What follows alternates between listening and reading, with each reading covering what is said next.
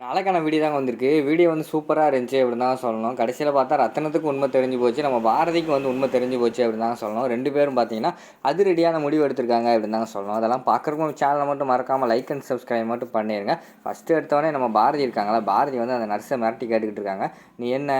நீ வந்து செத்து போனேன்னு சொன்னவன் வந்து இங்கே பாரு கேண்டீனில் இருக்கான். எப்படி வருவான்? ஒழுங்கா உண்மையை சொல்ல போறியா? என்ன வேணும்?" அப்படிங்கிற மாதிரி சொல்கிறாங்க.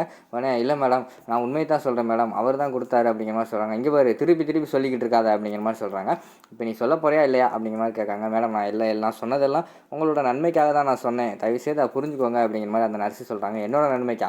நீ யாருன்னு எனக்கு தெரியாது, நீ எப்படி என்னோட நன்மைக்கெல்லாம் சொல்லியிருப்பேன்? இங்கே பாரு, தேவையில்லாமல் சிக்கிக்கிட்டோன்னு சொல்லிட்டு எதையாவது ஒரு பொய் சொல்லிக்கிட்டு இருக்காத அப்படிங்கிற மாதிரி வந்து நம்ம பாரதி சொல்கிற மாதிரி காட்டிக்கிட்டு இருக்காங்க. மேடம் இல்லை மேடம், நான் உண்மையை தான் சொல்கிறேன் அப்படிங்கிற மாதிரி சொல்கிறாங்க. சரி, நீ சொன்னால் கேட்க மாட்டேன், நான் வந்து போலீஸ் கால் பண்ணுறேன், கால் பண்ணால் தான் இது சரிப்பட்டு வரும், உன்னைய உள்ள தூக்கி வச்சு கழுதிங்க வச்சா தான் நீ எல்லாம் சரிப்பட்டு வருவ அப்படிங்கிற மாதிரி பாரதி சொல்கிறாங்க. மேடம் மேடம் அப்படிலாம் பண்ணிடாதீங்க, நான் உண்மையை சொல்லிடுறேன் மேடம், எனக்கு இந்த குடும்பம் என்னை நம்பி தான் மேடம் என் குடும்பமே இருக்குது அப்படிங்கிற மாதிரி சொல்கிறாங்க. அப்போனா ஒழுங்கா உண்மையை சொல்லு, யார் தான் வந்து ஆதிக்கு காட்டு கொடுத்தாங்க, அது எனக்கு உண்மை தெரிஞ்சாகணும் அப்படிங்கிற மாதிரி சொல்கிறாங்க. சரின்னு சொல்லிவிட்டு டக்குன்னு அந்த இதை எடுத்து காட்டுறாங்க. அதாவது லேப்டாப் இருக்குல்ல, அந்த லேப்டாப்பில் டாக்டரோட லேப்டாப்பில் அதை எடுத்து காட்டுறாங்க. காட்டினா அதில் வந்து வாசுன்னு இருக்குது. அதை பார்த்தோன்னே ஷாக் ஆகிடுறாங்க. உடனே அந்த இடத்துல கண்ணீர் விட்டு அழுக ஆரம்பிச்சிடுறாங்க. உடனே மேடம் மேடம் சொல்கிறத புரிஞ்சுக்கோங்க மேடம், அதாவது ஆதி தான் இதெல்லாம் சொல்ல சொன்னார் உங்ககிட்ட உண்மை சொல்லக்கூடாதுன்னு சொன்னதே ஆதி தான் அப்படிங்கிற மாதிரி சொல்கிறாங்க. எனக்கு ஆதி சொன்னாரா அப்படிங்கிற மாதிரி கேட்காங்க. ஆமாம், ஆதி தான் சொன்னார், எப்போ வந்து கேட்டாலும் பாரதி கிட்ட உண்மையை சொல்லிடாதீங்கன்னு என்கிட்ட சொல்லியிருக்காரு அப்படிங்கிற மாதிரி சொல்கிறாங்க. ஆதி இப்படி பண்ணுவார் நான் நினச்சி கூட பார்க்கல அப்படின்னு சொல்லிட்டு அந்த இடத்துல இருந்து நம்ம பாரதி வந்து அழுதுகிட்டே வெளியில் போய் உட்காந்து வெயிட்டிங் ஏரியாவில் வந்து சேரெல்லாம் இருக்கும்ல, அதில் உட்காந்து அழுதுகிட்டு இருக்கிற மாதிரி காட்டிக்கிட்டு இருக்காங்க. இங்கிட்டு பார்த்தா நம்ம இவங்க ரத்னமும் அதாவது நம்ம ஆதியும் பேசிக்கிட்டு இருக்கிற மாதிரி காட்டிக்கிட்டு இருக்காங்க. ஆதி வந்து அழுது புலம்பிக்கிட்டு இருக்காங்க. என்னை மன்னிச்சிருங்க சார், நான் வந்து இதெல்லாம் தெரிஞ்சு பண்ணலை, எனக்கு வந்து இப்போ ரீசெண்டாக தான் தெரியும், அதுக்கடுத்து தான் நான் வந்து இது யார்கிட்டயோ சொல்லணும்னு நான் முயற்சி பண்ணேன், ஆனால் சந்தர்ப்பம் சூழ்நிலை கூடி வரல அப்படிங்கிற மாதிரி சொல்கிறாங்க. உடனே அழுதுகிட்டே இருக்காரு. நம்ம ரத்னமும் அழுதுகிட்டே அவர் சொல்கிறதெல்லாம் கேட்டுக்கிட்டு இருக்காரு. இல்லை சார், எனக்கு வந்து நான் காட் மாற்றின பிறகு வந்து நான் ஆதியாக இருந்ததை விட வாசுவாக தான் நிறைய டைம் உணர்ந்திருக்கேன். அதனால தான் நான் காஞ்சிபுரம் வந்தால் கூட எனக்கு வந்து பழக்கப்பட்ட ஊராக இருந்தது. உங்கள் வீட்டுக்கு ஃபஸ்ட்டு டைம் வந்தப்போ கூட நான் இந்த வீட்டிலே வாழ்ந்த மாதிரி எனக்கு ஒரு ஃபீலிங் இருந்துச்சு. அதனால தான் எனக்கே தெரியாமல் நான் வந்து பாரதி கிட்ட வந்து லவ்வில் விழுந்துட்டேன். அது மட்டும் இல்லாமல் அவங்க மேலே எனக்கு ஒரு பந்தம் இருந்துச்சு. தமிழ் என் கூட இருங்க, என்னோட மக மாதிரி எனக்கு ஃபீல் ஆச்சு. எனக்கு இது எப்போயுமே புரியலை. அதுக்கடுத்து தான் அந்த உண்மை தெரிஞ்சதுக்கப்புறம் தான் தெரிஞ்சுச்சு ஏன் இந்த மாதிரி ஃபீலிங்ஸ் எல்லாம் வருது, எனக்கு இப்போ தான் சார் தெரியும் அப்படிங்கிற மாதிரி சொல்கிறாங்க. அவர் சொல்கிறதெல்லாம் நம்பவா வேண்டாமா அப்படின்னு சொல்லிட்டு ரத்னம் வந்து அதாவது திகைச்சு போய் நின்று பார்த்துக்கிட்டு இருக்காங்க. அதுக்கடுத்து வந்து டக்குன்னு பார்த்தா நம்ம ஆதியோட உடம்புக்குள்ளே வாசு வந்து புகுந்துட்டாரு. அப்பா சொல்கிறதெல்லாம் உண்மைதான்ப்பா அப்படின்னு புகுந்துட்டாரு. உடனே நம்ம ரத்னத்துக்கு வந்து கண்ணெல்லாம் விரிஞ்சிருச்சு. என்ன சொல்கிறான் இவன், திடீர்னு அப்பான்னு சொல்கிறானே அப்படின்னு சொல்லிட்டு ஷாக்காகி பார்த்துக்கிட்டு இருக்கான். அப்பா நான் சொல்கிறதெல்லாம் உண்மை தான், நான் நம்பலைன்னா 4 வயசாக இருக்கும்போது என்னை நீங்கள் சைக்கிளெல்லாம் கூட்டு போனீங்களப்பா, எனக்கு சைக்கிளில் உட்கார முடியாதுன்னெல்லாம் உங்ககிட்ட நான் சொல்லியிருக்கேன்ல அப்படிங்கிற மாதிரி சொன்ன உடனேயும் நம்ம இவர் நம்ப ஆரம்பிச்சிட்டார். ரத்னம் வந்து நம்ப ஆரம்பிச்சிட்டார். நம்ம பையன் தான் வந்து பேசிக்கிட்டு இருக்கான் அப்படின்னு சொல்லிட்டு.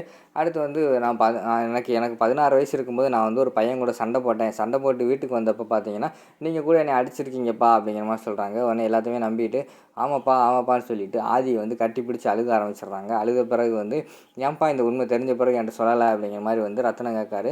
இல்லைப்பா, என்னால் சொல்ல முடியாது, நானும் சொல்லணும்னு நினச்சேன், ஆனால் இந்த விஷயம் எப்படியாவது வந்து வெளியில் வந்தால் பாரதிக்கு தெரிஞ்சிடும், பாரதிக்கு தெரிஞ்சால் பாரதி வந்து என் கூட இருக்க மாட்டாங்கப்பா, பாரதி நான் அந்தளவுக்கு லவ் பண்ணுறப்பா, தமிழ் பாப்பா தான்ப்பா என்னோடய பொண்ணு அப்படிங்கிற மாதிரிலாம் ஆதி சொல்லிக்கிட்டு இருக்கிற மாதிரி காட்டுறாங்க.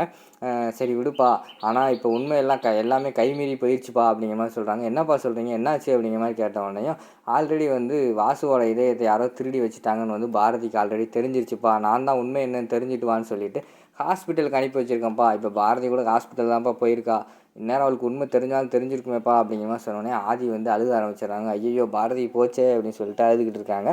உடனே ரத்னம் வந்து சொல்கிறாரு, தம்பி இங்கே இருக்கிறனால அழுது ஒன்றும் ஆக போகிறது கிடையாது, நம்ம வேகமாக போவோம், பாரதிக்கு சப்போஸ் உண்மை தெரியலைன்னா நம்மளே உண்மையை சொல்லிடுவோம், அவள் நம்ம சொன்னாலாவது கொஞ்சம் சமாதானப்படுத்துவா, அவளுக்கு அங்கே ஹாஸ்பிட்டல் யாராவது சொல்லிட்டாங்கன்னா ரொம்ப டென்ஷன் ஆயிடுவா, வாப்பா போவோம் அப்படின்னு சொல்லிட்டு ரத்னம் சொல்கிறாரு. சரி வாங்க கிளம்புவோன்னு சொல்லிட்டு அவங்க கிளம்புறாங்க. அங்கே பார்த்தா ஐயர் பார்த்தா ஆத்தங்காலில் நின்றுட்டு இருக்காரு, அதாவது திதி கொடுக்கறதுக்காக. உடனே ரத்னம் போய் சொல்கிறாரு, ஐயரை நீங்கள் கிளம்புங்க, என் மகன் ஒன்றும் சாவலை, வந்து உயிரோடு தான் இருக்கான், நீங்கள் கிளம்புங்க அப்படிங்கிற மாதிரி சொன்னோன்னே சரிங்க ஐயா அப்படின்னு சொல்லிட்டு அவர் வந்து போயிடுறாரு. அடுத்து பார்த்தா இங்கிட்டு நம்ம ரத்னமும் ஆதியும் சேர்ந்து பாரதியை வந்து பார்க்குறதுக்காக காரில் கிளம்புற மாதிரி காட்டுறாங்க. ஆனால் பாரதிக்கெல்லாம் விஷயமே தெரிஞ்சு போச்சு. அவங்க தெரிஞ்சு போய் ஆட்டோ பிடிச்சி வீட்டுக்கே வந்துடுறாங்க. அவங்களோட அதாவது சென்னையில் ஆதியோட வீட்டு இருக்குல்ல, வீட்டுக்கே வந்துடுறாங்க. வீட்டுக்கு வந்துட்டு மெதுவாக நடந்து வராங்க. அவங்களுக்கு வந்து பழைய ஞாபகம்லாம் அதெல்லாம் மைண்டுக்குள்ளே ஓடிக்கிட்டே இருக்குது. அதாவது வாசு கூட வாழ்ந்தது, அவங்க கூட சந்தோஷமாக இருந்தது, வெளியில் போனது எல்லாமே அவங்க மைண்டில் வந்துக்கிட்டே இருக்குது. ஆதி வந்து இப்படி பண்ணுவா நான் நினச்சி கூட பார்க்கல அப்படின்னு சொல்லிட்டு அவங்க அந்த இடத்துல ரொம்ப ஃபீல் பண்ணிவிட்டு மேலே அவங்களோட ரூமுக்கு போகிறாங்க. ரூமுக்கு போய் உட்காந்து கட்டில் உட்காந்து அழுதுகிட்டு இருக்காங்க. அந்த நேரத்தில் தான் அவங்களுக்கு வந்து ஒரு ஞாபகம் வருது. அதாவது வந்து சாரதா வந்து சொல்லியிருப்பாங்கல்ல, நீ இந்த போட்டியில் வின் பண்ணிட்டேன்னா நீ இந்த இந்த லெட்டரை வந்து பிரித்து பாருமா, அது வரைக்கும் நீ பிரித்து பார்க்கக்கூடாதுன்னு சொல்லியிருப்பாங்களா. அந்த லெட்ரு ஞாபகம் வந்துடுது. இதில் என்ன லெட்ரு, அந்த என்ன லெட்டரில் இருக்கும், லெட்டரில் என்ன சொல்லியிருப்பாங்க, அதை ஃபஸ்ட்டு பார்க்கணும்னு சொல்லிட்டு திறந்து பார்க்காங்க. அதில் தான் படித்தாங்க. அதில் தான் உண்மை இருக்குது. அதாவது ஆதிக்கு வந்து காட்டு மாற்றி வச்சோம், அது வந்து உன்னோட ஹஸ்பண்டு காட்டை தான் மாட்டி வச்சோம், நாங்கள் வேணுன்னே வந்து மாற்றி வைக்கல, அது வந்து ஒரு சந்தர்ப்ப சூழ்நிலை. 2 பேருமே அன்றைக்கி ஒரே நாளில் வந்து அட்மிட் ஆகியிருந்தாங்க. வாசு வந்து இறந்துருவான்னு சொன்னதுனால நாங்கள் வந்து மாற்ற முடிஞ்சிச்சு. உங்கள் மாமனார்கிட்ட பேசணும், அவர் ஒத்துக்கிறல. ஆனால் அவங்க குடும்பத்திலே ஒருத்தர் வந்து அது ஹெல்ப் பண்ணேன்னு சொன்னார். அதனால் காதும் வச்சு நாங்கள் வந்து காட்டை மாற்றிட்டோம். இது வந்து ரொம்ப தப்பு தான்ப்பா. ஆனால் என்னோடய மகனுக்கு நான் என்ன பண்ணுறேன்னு வேறு வழி தெரியலை. இது உங்ககிட்ட சொல்லணும்னு நினச்சேன், அதான் சொல்லிட்டேன் அப்படிங்கிற மாதிரி சொல்லிவிட்டு அந்த லெட்டரில் எழுதியிருந்தாங்க. அதை கேட்டவொடனே நம்ம பாரதிக்கு வந்து ரொம்ப அழுக வந்துருச்சு. என்ன பண்ணுறதுனே தெரியல. லெட்டரை அப்படியே கீழே போட்டாங்க. கீழே போட்டு கட்டிலில் உட்காந்துக்கிட்டு ஓன்னு அழுதுகிட்டு இருக்கிற மாதிரி காட்டிக்கிட்டு இருக்காங்க. அங்கிட்டு பார்த்தா நம்ம ரத்னமும் அவர் ஆதியும் சேர்ந்து நம்ம பாரதியை பார்க்க வர்ற மாதிரி காட்டிக்கிட்டு இருக்காங்க. அதோட பார்த்தீங்கன்னா அந்த எபிசோட் வந்து முடிச்சிடுறாங்க.